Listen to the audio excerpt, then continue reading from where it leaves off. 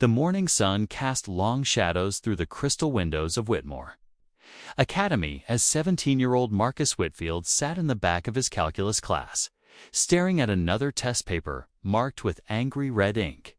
23%. The number seemed to mock him from the page, just like all the others before it. His father, tech billionaire David Whitfield, had built an empire from nothing, his name appearing on magazine covers and business journals across the world. But Marcus couldn't even pass a simple math test. He had everything money could. Billionaire, clothes that cost more than most people's monthly rent, a platinum credit card with no limit, a driver who waited outside in a Bentley every afternoon. Yet inside, Marcus felt like he was drowning in an ocean of expectations he could never meet. The other students whispered about him in the hallways, not with admiration, but with contempt. They called him the dumbest rich kid in school, the one who would inherit billions without earning a single penny of it. And the worst part was that Marcus believed them. He believed every cruel word because deep down he knew they were right. He was failing at everything that mattered that afternoon. As Marcus wandered the empty hallways after another humiliating parent-teacher conference where his father had barely looked at him, he found himself in a part of the school he rarely visited, the old wing near the maintenance rooms. The floors here weren't marble like the main building. They were simple linoleum, worn from years of use. And there, pushing a yellow bucket with a mop, was a woman he had seen countless times, but never really noticed. She was an older black woman, probably in her 60s, with silver streaks in her hair that she kept neatly tied back. Her uniform was simpler gray custodian's outfit with a name tag that read Dorothy. She hummed softly as she worked, a melody that seemed both sad and hopeful at the same time. Marcus stood there watching her, something about her presence drawing him in. She moved with a dignity that seemed out of place for someone cleaning floors. When she looked up and caught him staring, instead of looking away, embarrassed like most people did when they saw him, she smiled. It wasn't a fake smile like the ones his father's business associates wore. It was real, warm, like sunshine breaking through storm clouds. "You look lost, young man," she said, her voice carrying a southern accent that wrapped around the words like honey. Marcus shrugged, trying to maintain his usual mask of indifference. "Just walking around, nothing better to do." Dorothy studied him for a moment, then went back to her mopping. Sometimes when we're lost, we're exactly where we need to be. Marcus didn't know why he stayed, but something kept his feet planted on that worn linoleum floor. He watched Dorothy work, noticed how she treated every inch of floor with care, like it mattered. After a few minutes of silence, he surprised himself by speaking. "Do you ever feel like you're drowning?" he asked, the words tumbling out before he could stop them.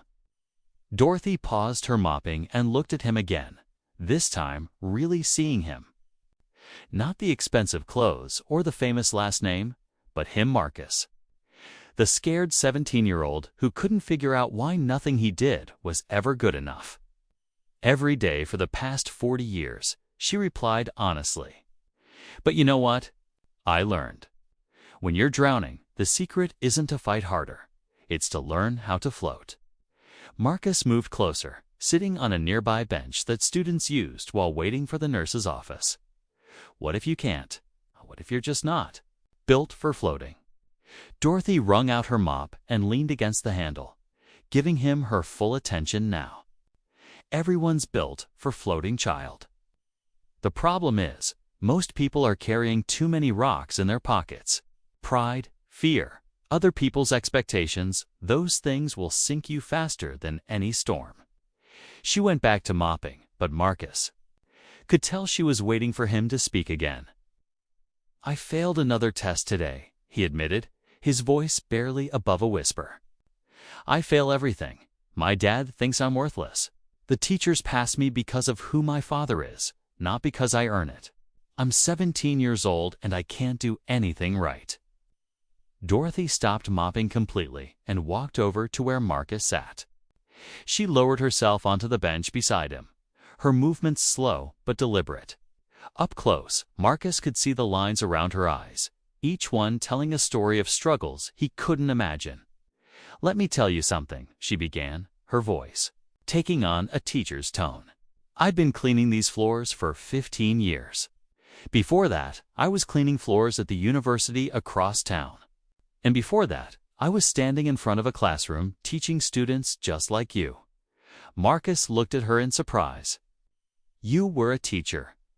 Dorothy nodded. 25 years. Taught everything from basic reading to advanced literature. Had my master's degree working on my doctorate when life decided to throw me a curveball. She paused, lost in memories. My husband got sick. Cancer. The medical bills ate through our savings like fire through paper. I had to take on extra work, then more, then more. Eventually, I couldn't keep up with both teaching and taking care of him. After he passed, I was too deep in debt to climb out. Lost the house, lost my position at the school. Pride kept me from asking for help until it was too late. Marcus felt something shift in his chest, a tightness he hadn't realized was there, beginning to loosen. "But you could go back to teaching now, couldn't you?" Dorothy smiled, but it was tinged with sadness. "With a 15-year gap in my resume and my age. Nobody wants to hire a 70-year-old teacher who's been mopping floors. But you know what? I never stopped teaching. I just had to find different students." The next day, Marcus found himself walking back to that same hallway after school. Dorothy was there again, this time cleaning windows. Without saying anything, he picked up a spare cloth and started helping. She didn't comment, just showed him the right way to clean without leaving streaks. As they worked, she began to talk. "You know what your problem is," she said, not unkindly. "You're trying to be your father. But you're not him, and that's not a bad thing." Marcus felt his defenses rise. "Everyone expects me to be like him. He built a billion-dollar company from nothing. He's a genius. I can't even pass basic algebra." Dorothy turned to face him. "Your father knows how to build companies. But does he know how to build relationships? Does he know how to see people, really see them? You've been watching me for 2 days now. You noticed I was different, that I didn't belong here just cleaning. How many people walk past me every day and never see that?" Marcus hadn't thought about it that way, but seeing people doesn't pay bills or build empires. Dorothy laughed, a rich sound that filled the empty hallway. "Child, everything worth building starts with seeing people. Every great leader, every great teacher, every great anything, they all started by learning to see what others missed. Your father sees opportunities. You see souls. That's not weakness. That's a different kind of strength." Over the following weeks, Marcus and Dorothy developed a routine. Every day after school, he would find her somewhere in the building, and they would talk while she worked. Sometimes he helped her clean. Other times, he just sat nearby doing homework while she offered guidance. She never gave him answers directly. Instead, she asked questions that made him think differently. "Why do you think that character in your English book made that choice?" she would ask. "Not what the teacher wants you to say, but what do you really think?" And Marcus would find himself seeing patterns and meanings he had never noticed before. One day, she brought an old worn book from her bag. "This was my favorite when I was teaching," she said, handing it to him. It was a collection of James Baldwin's essays, the pages yellowed with age and filled with handwritten notes in the margins. "Read this and tell me what you think. Not what you're supposed to think, but what you actually think." Marcus took the book home that night and read until dawn. Baldwin's words spoke to something deep inside him, something that had been sleeping. The next day, he could barely wait to discuss it with Dorothy. "He's angry," Marcus said excitedly. "But it's not destructive anger. It's like fuel." He's using it to see clearly. Dorothy smiled proudly. Now you're learning. Anger, fear, failure, they're all teachers if you know how to listen to them. The change in Marcus was gradual but undeniable. His test scores didn't skyrocket overnight, but they steadily improved. More importantly, he started participating in class discussions, offering perspectives that surprised his teachers. In his English class, when they discussed The Great Gatsby, Marcus raised his hand and said, Gatsby's problem wasn't that he couldn't achieve his dream. It's that his dream was someone else's definition of success. His teacher, Mrs. Hamilton, stared at him in shock. It was the most insightful comment she had heard from any student all year. But not everyone was pleased with Marcus's transformation. His father, David Whitfield, noticed his son coming home later. Noticed the old books he was reading. Noticed the change in his demeanor. One evening, he confronted Marcus in his study, a room that looked more like a command center than a place. For reading, your principal called, David said, his voice cold and businesslike. He says you've been spending time with the janitor, the cleaning woman. Marcus felt his stomach drop, but he kept his voice steady. Her name is Dorothy. And yes, she's been helping me study. David's face darkened. Helping you study. She cleans toilets, Marcus. What could she possibly teach you? The words hit Marcus like a physical blow, but instead of backing down like he usually did, he stood straighter. She taught me more in 2 months than I've learned in 17 years. She was a teacher before she became a failure, David interrupted. Is that what you want to be? Another failure who had potential but threw it away. Marcus felt anger rise in his chest, the kind Dorothy had taught him to listen to. She didn't throw anything away. Life happened to her. Her husband got sick, and she sacrificed everything to take care of him. That's not failure. That's love. That's strength.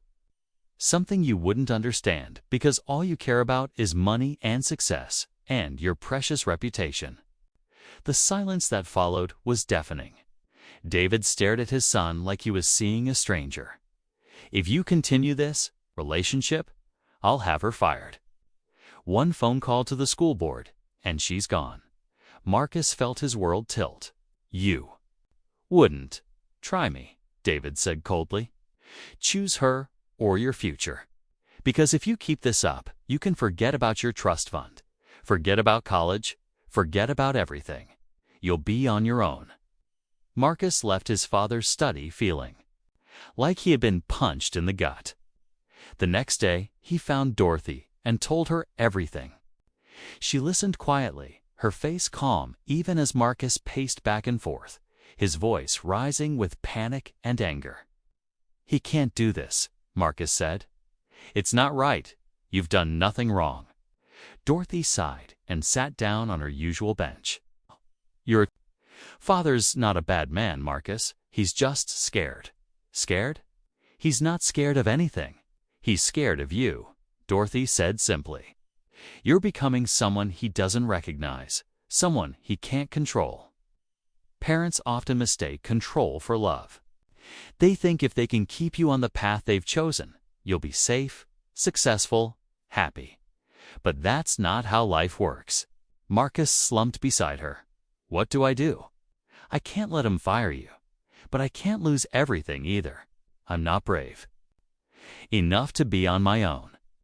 Dorothy took his hand in hers, her skin rough from years of work, but warm with compassion. Let me tell you the secret I mentioned when we first really talked, she said. The one thing that changed everything for me when I lost it all. Marcus leaned in, desperate for answers. When you have nothing left to lose, you finally understand what's actually worth keeping, Dorothy said. Your father thinks he's threatening you with losing everything. But child, you can't lose what's really yours. Your mind, your character, your ability to see and understand and connect. No one can take those from you. Money that comes and goes. Names. They're just words. But who you are, who you're becoming, that's yours forever. She stood up, straightening her uniform. "I've been fired from better places than this. If that's what it takes for you to learn this lesson, then it's worth it." Marcus grabbed her arm gently. "No, there has to be another way. Maybe if I could show him, make him understand." Dorothy smiled sadly. "Some people aren't ready to understand, but that doesn't mean you stop learning."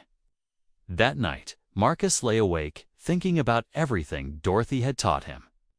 About seeing people, about floating instead of drowning, about the difference between what's given to you and what's truly yours. He thought about his father, alone in his study, surrounded by success but empty of connection. He thought about Dorothy, who had lost everything material but still carried wisdom and dignity that no one could take away. And he thought about himself, caught between two worlds, trying to figure out who he was meant to be. The next morning, he made a decision. He walked into the principal's office before first period and asked to address the school board at their next meeting. The principal, Mr. Richardson, was surprised but agreed, probably assuming Marcus wanted to make some charitable donation on behalf of his father's company. What Marcus actually planned was something entirely different. He spent the next 3 days writing and rewriting his speech, showing drafts to Dorothy, who helped him refine his thoughts without changing his voice. "Remember," she told him, "you're not trying to win an argument. You're trying to open hearts. There's a difference." The night of the school board meeting, the auditorium was fuller than usual.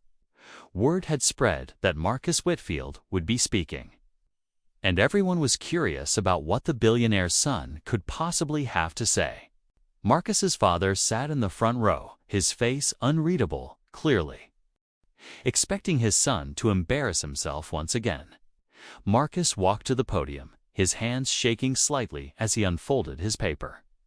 But when he looked up and saw Dorothy standing in the back of the room in her civilian clothes, simple dress, and cardigan, his nervousness faded. He began to speak. "My name is Marcus Whitfield, and I'm here to tell you about the best teacher at Whitmore Academy. She doesn't have a classroom. She doesn't have a desk or a computer or even a title that commands respect. She has a mop and a bucket and a wisdom that most of us are too proud to see." A murmur ran through the crowd. David Whitfield's face darkened, but Marcus continued. "Her name is Dorothy Washington, and she cleans our floors. But before that, she was a teacher with a master's degree, working on her doctorate. She gave that up to care for her dying husband, lost everything in medical debt, and never complained. She took a job cleaning the very halls where she should have been teaching, and she did it with dignity that most of us will never understand." Marcus looked directly at his father. "We live in a world that measures worth by bank accounts and titles. We respect people who build companies, but ignore people who build character. We celebrate those who achieve success, but turn away from those who sacrifice for love. Dorothy Washington taught me that there's a different kind of success, one that can't be measured in dollars or test scores. She taught me that failing doesn't make you a failure unless you stop learning from it. She taught me that strength isn't about never falling down, it's about helping others get up." He paused, scanning the room. Teachers were wiping their eyes. Students were leaning forward. Even some board members looked moved. "I failed every test this year until Dorothy taught me one secret, that real education isn't about memorizing answers. It's about learning to ask the right questions. It's about seeing people, not positions. It's about understanding that everyone has something to teach if we're humble enough to learn." Marcus pulled out his latest test paper, B+ in English literature. "This isn't much to most of you, but to me, it represents something I earned, really earned, for the first time in my life. And I earned it because a woman everyone ignores saw something in me worth saving." The room was silent for a long moment. Then, slowly, someone started clapping. Then another. Soon, the entire auditorium was on its feet, applauding.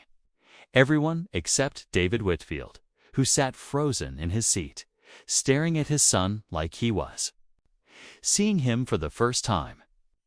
Dorothy tried to slip out quietly, but Marcus called out to her. "Mrs. Washington, please come up here." She shook her head, but the crowd started calling for her, and finally, reluctantly, she made her way to the stage. Marcus took her hand and raised it like a champion. "This is what a real teacher looks like," he said. The applause was deafening. After the meeting, the school board voted unanimously to offer Dorothy a position as a special counselor and tutor, recognizing her unique ability to reach struggling students. She would keep her custodian salary plus additional compensation for her teaching duties. It wasn't a full teaching position, but it was a start, a recognition of her worth beyond her current role. Marcus found his father waiting by the car in the parking lot. They stood facing each other in the dim light of the street lamps, two generations trying to bridge an ocean of misunderstanding.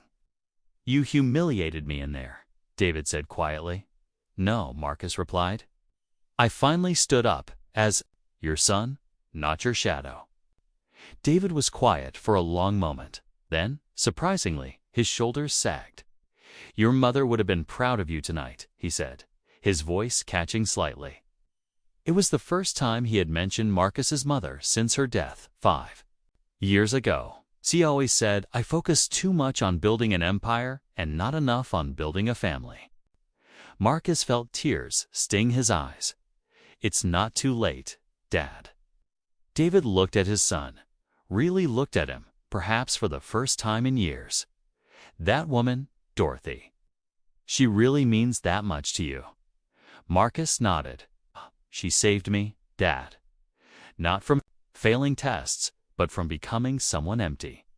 Someone who had everything but felt nothing. Someone like..." He stopped, not wanting to finish the sentence. "Like me," David said quietly. They stood in silence for a moment before David spoke. "Again, I'd like to meet her properly. Maybe she could teach me something too." It wasn't a perfect reconciliation, but it was a beginning. Over the following months, Dorothy met with both Marcus and occasionally David, who struggled, but genuinely tried to understand what his son had learned. The billionaire who had built an empire from nothing was slowly learning to build something he had never mastered. A relationship with his son. Marcus's grades continued to improve, but more importantly, his entire approach to life changed. He started a tutoring program where successful students helped struggling ones. But with a twist, the struggling students also taught something they were good at, whether it was art, music, or even video games. The program recognized that everyone had something valuable to offer. He called it the Dorothy Principle. By the time Marcus graduated, he had been accepted to several universities, not because of his father's name, but because of his compelling essay about education, dignity, and the power of seeing people for who they really are. He chose a small, liberal arts college over the Ivy League schools his father preferred, wanting an education that valued thinking over prestige. Dorothy was there at his graduation, sitting in the front row next to his father. When Marcus walked across the stage to receive his diploma, he saw her wiping away tears. After the ceremony, she pulled him aside and handed him a wrapped gift. Inside was her old copy of James Baldwin's essays, the one she had first loaned him. "This belongs with you now," she said. "But remember, books are meant to be shared, just like wisdom." Marcus hugged her tightly. "What will you do now?" he asked. Dorothy smiled. "Same thing I've always done. Teach. The school offered me a full-time position working with struggling students. Turns out, there are a lot of kids who need to learn how to float." Years later, Marcus would become a successful entrepreneur, but not in tech like his father. He founded a chain of community education centers in underserved neighborhoods, places where anyone could come to learn, regardless of their ability to pay. Each center had a small plaque by the entrance with a quote: "Education is not the filling of a pail, but the lighting of a fire. Sometimes that spark comes from the most unexpected places." Every center also had a photo in the main hall, a picture of an elderly black woman with kind eyes and a dignified smile. Underneath, a simple caption: Dorothy Washington, teacher. David Whitfield, now in his 70s, would sometimes visit these centers. He had learned, slowly and sometimes painfully, to see value beyond balance sheets. He funded many of the centers, but more importantly, he volunteered as a mentor, teaching business skills to young entrepreneurs. It was during one of these sessions that a young woman asked him what his greatest accomplishment was. David thought for a moment, then smiled. "I raised a son who taught me that success without soul is just a beautiful failure." He learned that from a janitor who was really a teacher. And she taught us both that everyone has something valuable to offer if we're humble enough to receive it. Dorothy Washington continued teaching until she was 85 years old, officially retiring only when her health demanded it. At her retirement party, hundreds of former students came to honor her. Marcus, now 42 with children of his own, gave a speech that brought everyone to tears. "Dorothy taught me one secret," he said, his voice strong and clear. "She taught me that when you're drowning in other people's expectations, when you're failing every test that seems to matter, the answer isn't to fight harder or swim faster.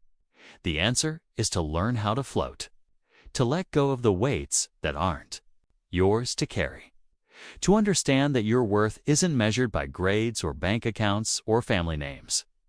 Your worth is measured by your ability to see others, to lift others, to teach and learn and grow." That's the secret she taught me. That we're all teachers and we're all students, and the moment we forget either role, we stop truly living. The room erupted in applause, but Dorothy just smiled quietly, her eyes twinkling with the satisfaction of a teacher who had done her job well. She had taken a drowning boy and taught him not just to float, but to help others do the same. And, in her mind, that was the only success that truly mattered. Marcus often thought about that first day he had wandered into the old wing of Whitmore Academy. Lost and failing, convinced he was worthless. He thought about how close he had come to never noticing Dorothy, to walking past her like everyone else did. It reminded him that grace often comes in unexpected packages, that teachers don't always stand at the front of classrooms, and that sometimes the most profound education happens not in lectures but in conversations between someone mopping a floor and someone finally ready to learn. He made sure his own children understood this lesson. He would take them to visit Dorothy, who even in her final years never stopped teaching. She would tell them stories, share wisdom. Now always remind them that everyone they met had something to teach them if they were willing to listen. "Your father came to me thinking he was drowning," she would tell them, but he wasn't drowning. He was just carrying rocks that weren't his to carry. Once he learned to let them go, he discovered he could not only float, but soar. The impact of Dorothy's teaching rippled out far beyond Marcus and his family. The tutoring program he had started in high school grew into a national movement. Schools across the country began implementing the Dorothy Principle, recognizing that education was not a one-way street but an exchange where everyone had something valuable to contribute. The program particularly focused on seeing the potential in people who were often overlooked: custodians who were former engineers from other countries, cafeteria workers who were artists, security guards who were poets. It turned out that schools were full of hidden teachers, people with wisdom and skills who had been invisible simply because no one had thought to look. One of the most successful participants was a man named Jerome, who worked as a groundskeeper at a middle school in Chicago. He had been a master gardener in Haiti before emigrating to America, where his credentials weren't recognized. Through the Dorothy Principle program, he began teaching biology students about botany, using the school grounds as a living laboratory. His unique approach to teaching, combining scientific knowledge with practical application and cultural wisdom, revolutionized how the students understood life sciences. Within 3 years, he was hired as a full-time teacher. But he insisted on still maintaining part of the grounds, saying that the earth was his first classroom. The story of Marcus and Dorothy became legendary in educational circles. Books were written about their unlikely friendship and the transformation it sparked. But Dorothy always insisted that there was nothing special about what she had done. "I just saw a child in pain and offered what I had," she would say. That's what any decent person would do. The special part was that he was brave enough to accept help from someone everyone told him was beneath him. That took real courage. Marcus would disagree. The special part was that she saw me when I couldn't see myself. She looked past the designer clothes and the famous name and the failure, and saw a scared kid who just needed someone to believe in him. That's a gift not everyone has. Their story challenged fundamental assumptions about education, success, and human worth. It asked uncomfortable questions. How many Dorothy Washingtons were out there? Their wisdom wasted because society couldn't see past their current circumstances? How many Marcus Whitfields were drowning in expectations, unable to discover their true selves because they were too busy trying to be someone else?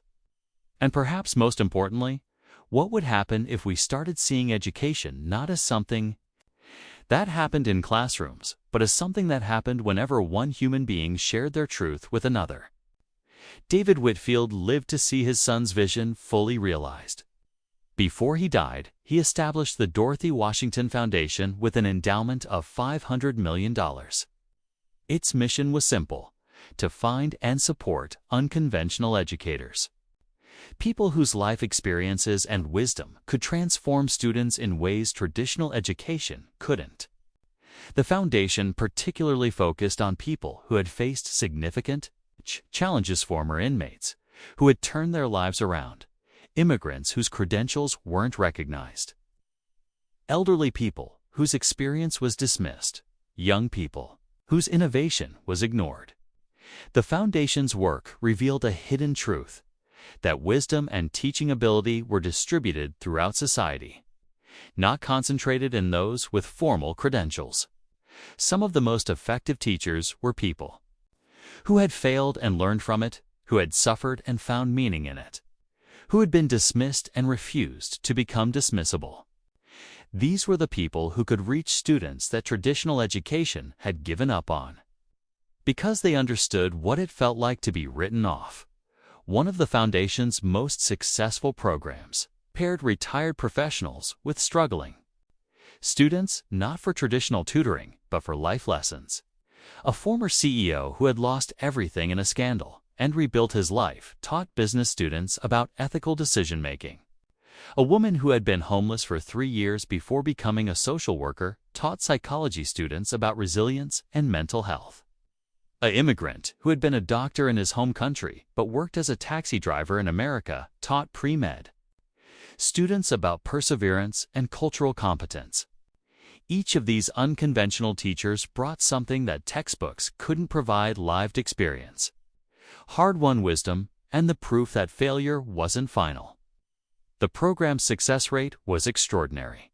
Students who had been on the verge of dropping out suddenly found purpose. Those who had been going through the motions discovered passion. And perhaps most importantly, students who had felt alone in their struggles found mentors who truly understood. Dorothy lived to see the first Dorothy Washington Education Center open on the grounds of Whitmore Academy. It was built where the old wing used to be, the place where she and Marcus had first really talked. The center was designed not like a traditional school, but like a home: comfortable spaces for conversation, kitchens where cooking and chemistry could be taught together, gardens where biology and meditation happened side by side. The walls were covered with photos and stories of unconventional teachers and their students, proving that education could happen anywhere, between anyone, at any time. Dorothy was wheeled in for the opening ceremony. She was 90 by then, frail but still sharp. When she saw the building, she wept. Not because a building had been named after her, but because it represented a validation of everything she had always believed, that everyone had something to teach and everyone had something to learn. Wisdom didn't require credentials, and that the most powerful education happened when people truly saw each other. Marcus spoke at the opening, his own hair now gray, his children standing beside him. This building stands as proof of a simple truth that Dorothy Washington taught me when I was 17 and drowning. That education is not about filling empty vessels with knowledge. It's about recognizing that no vessel is empty. Everyone carries wisdom, experience, perspective that can enlighten others. The tragedy is not that some people lack education, but that we fail to see the education they could provide. He paused. Looking at Dorothy, a billionaire's son failed every test until a janitor taught him one secret. That secret wasn't about studying harder or memorizing more. It was about understanding that teachers are everywhere if we're humble enough to learn. That wisdom comes in unexpected packages. And that sometimes the person pushing a mop is really pushing boundaries we didn't even know existed. The crowd applauded, but Dorothy raised a frail hand for silence. Despite her age, her voice was still strong when she spoke. "I want to tell you all something," she said. "Marcus likes to say, I taught him a secret. But the truth is, he taught me one too. He taught me that it doesn't matter where you are or what your job title is. If you have something to offer and someone willing to receive it, you're a teacher. And if you're willing to learn from anyone, regardless of their station, you're a student. The secret isn't complicated, just hard for proud people to accept." She looked around the room, her eyes still bright with intelligence and compassion. Every person in this room has failed at something. Every person has struggled, has doubted, has wondered if they're enough. That's not weakness, that's your qualification to teach. Because someone out there is struggling with the same thing. And your story, your survival, your growth might be exactly what they need to hear. Don't hide your struggles, share them. That's how we really educate each other. As Dorothy spoke, Marcus thought about how different his life would have been if he had never wandered into that old wing. If he had never noticed the dignity in how she moved, if he had been too proud to accept help from a janitor. He thought about all the Dorothy Washingtons in the world, invisible to those who couldn't see past surface appearances. And he thought about all the Marcus Whitfields drowning in expectations, desperately needing someone to throw them a lifeline of genuine understanding. The Dorothy Washington Education Center became a model that was replicated across the country and eventually around the world. But more than buildings and programs, it represented a shift in consciousness or recognition that education was not a commodity to be purchased or a privilege to be hoarded, but a human exchange that could happen anywhere, between anyone. It challenged the very foundations of how society valued people, suggesting that a person's worth wasn't determined by their current position, but by their capacity to connect, to share, to lift others up. The movement faced resistance, of course. There were those who insisted that formal education was the only real education, that credentials mattered more than experience, that maintaining hierarchies was necessary for society to function. But for every critic, there were dozens of stories of transformation students who had been saved by unconventional teachers. Teachers who had found purpose in unexpected places, communities that had been strengthened by recognizing the wisdom. In their midst, Marcus continued to work until his 70s, expanding the reach of Dorothy's philosophy. He wrote books, gave lectures, consulted with schools and corporations about how to see and value hidden potential. But he always insisted that he was just a messenger. The real teacher was Dorothy, and beyond her, the countless people who had wisdom to share if only someone would listen. His children grew up understanding that everyone was a potential teacher, that learning was a lifelong adventure, and that the most important classroom was life itself. They carried on the work, each in their own way, ensuring that Dorothy's Legacy would continue long after both she and Marcus were gone. When Dorothy finally passed at 92, her funeral was attended by thousands. People came from all over the world, former students, teachers she had inspired, janitors who had been empowered to share their wisdom, CEOs who had learned humility, and countless others whose lives had been touched by her philosophy. Marcus gave the eulogy, though he could barely speak through his tears. Dorothy Washington was many things, he said. A teacher, a janitor, a philosopher, a friend. But most of all, she was proof that grace comes in unexpected forms, that angels sometimes carry mops instead of harps, and that the best teachers are often those who have failed, struggled, and survived. She taught us that education isn't about climbing ladders, it's about building bridges. It's not about being above others, it's about lifting others up. He paused, looking at the diverse crowd. She once told me a secret when I was 17 and drowning. That secret changed my life, and through me, it changed many other lives. Today, I share it with all of you, her final lesson. We are all teachers, and we are all students. The moment we forget either role, we diminish ourselves and impoverish the world. But when we embrace both roles, when we teach with humility and learn with enthusiasm, when we see the potential teacher in everyone we meet, that's when education truly happens.